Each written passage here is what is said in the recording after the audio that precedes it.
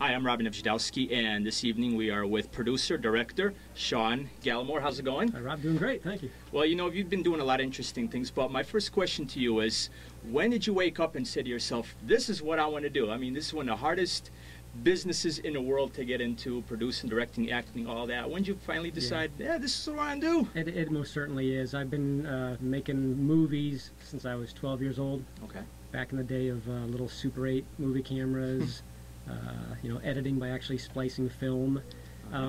Had a career out in LA as an animator, so worked on some big pictures, and just the desire to make live action's always been there, so made my first movie in 1995.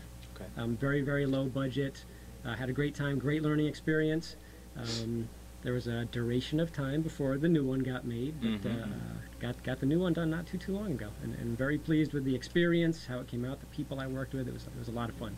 Okay, great, because you did say that you were in LA. What is the different type of lifestyles? LA and out here on the East Coast, basically. I mean, what do you prefer? Where do you prefer to work? Prefer the East Coast. Prefer the East Coast. And if we can, I mean, we'll go off on a tangent here, but it's all about earthquakes, fire, floods, traffic. It's a rough lifestyle. You know, but 14 years, it was good for about 5, then it started getting a little old. But the weather's much better. So nice warmer, yeah, you got the earthquakes and things like that. I don't mind the clean air.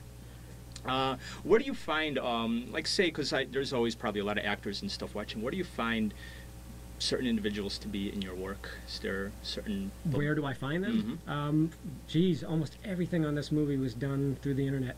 An amazing thing these days, from casting to, I mean, the whole crew, to all the way down to finding a distributor. Just getting online and sending out emails. So the internet amazing. Internet has been a big thing. It's amazing how everyone just goes on internet. They put their movies on there and whatnot. Absolutely. YouTube for scenes from it to get interest. I mean, it's limitless. I understand there's some YouTube awards now or something like that. Best. It's unbelievable. We have one. I've got a few scenes from the movie Fight Ring on my YouTube page, and one is doing really well.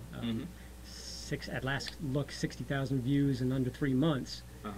It's one of the fight scenes from the movie, and it's funny because it's actually we've got a very, very fit female kickboxer to do a fight scene. Okay. 6-pack abs, everything. So for some reason, this thing's huge compared to all the other scenes. And I'm starting to realize there's a whole subculture of guys who like to watch girls beat up guys or something. So the whole next movie I do may be along those lines. I've enjoyed it too, because I took the martial arts back in the day, and I love that scene. But anyways, how did this whole fight ring come to play? How did it start?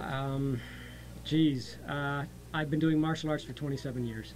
So, you know, whatever writing course or anything, they'll say, write what you know, do what you know. It's a great way to make a very low budget movie. What is your action except getting 2 decent fighters, blocking out a fight scene, shooting from multiple angles, and hopefully the editing, you know, performing the magic for you with the angles and everything. So it was truly writing what I felt I knew. I personally feel like there's not that many quality martial arts movies these days that aren't big giant CG super budget where they take an actor and CG him. I'd rather see, I'm you know, in my 40s, so old school 80s martial arts movies to me were the rage.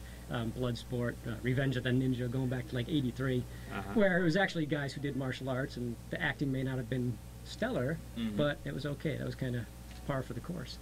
So I kind of like to think that this has that feel to it. Okay. Is there a particular martial artist in the movie that you think is just going to go beyond and just become a success in the business? Wow. There were a lot in the movie. One of the best fight scenes starred the gentleman who played the villain in the movie, Drew Torres, and there was a martial artist named Aaron Armstrong. So right there is a great name.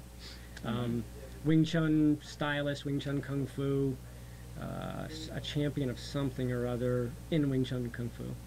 And it was a great fight scene. Hopefully I'll get a chance to show it this evening. I brought it on DVD, so wherever we have a viewing station or something, that's one that I brought.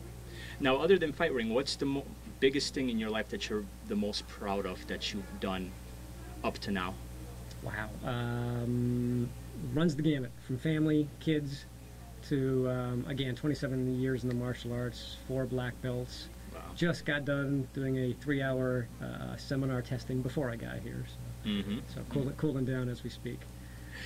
Is there someone in your life that you admire that you just learn from, whether it be in the martial arts, producing wise, directing wise? Yeah, if we talk movies, a big inspiration for me was Robert Rodriguez and his whole El Mariachi story back in the day. That's really what inspired me to make my first movie. Just how low budget it was and how he actually, turned it into a hell of a career. So back when I made my first movie, I kind of modeled that approach. Didn't quite get the success that Robert has pulled off, but it just made me say, geez, you can make your own movie. And even more so these days. I mean, the technology just gets better and better and better. So much so that by the time we shot Fight Ring, high def, 24 frame cameras, all these things came into play. So the next movie, new editing system, new cameras are all going to have to be bought. I mean, technology gets old very fast. And it gets expensive as well. It gets expensive, for sure. Now, for anyone that's just starting out in the business, you being in this business for such a long time, what would you tell them right now, just starting out? Would you say, oh, get a real job? Or I tell myself that a lot. What would you tell the inspiring producer, actor, director, whatnot, if they came up to you on the street? It depends on their goal, I guess. It's easy to say. Of course, the goal is, well, for me, I can't speak for everybody, but generally it'd be nice to make some money doing what you like. It's a tough industry. I always pick tough industries. I'm also a professional artist, animator. That's a tough industry. Writing screenplays is a tough industry. To answer your question, you could take the approach of find what genre is hot right now. There's so many opportunities for straight to DVD, straight into whether it's Blockbuster or Hollywood Video, certainly Amazon, Netflix, horror. Okay. It's such a big genre right now. Again, just gut instinct, went martial arts, and keep the fingers crossed. Do have a distributor, so it's starting. Wonderful. Sean, well, it was a pleasure interviewing you this evening. I want to wish you all luck in the world of Fight Ring. Thank you very much for coming down.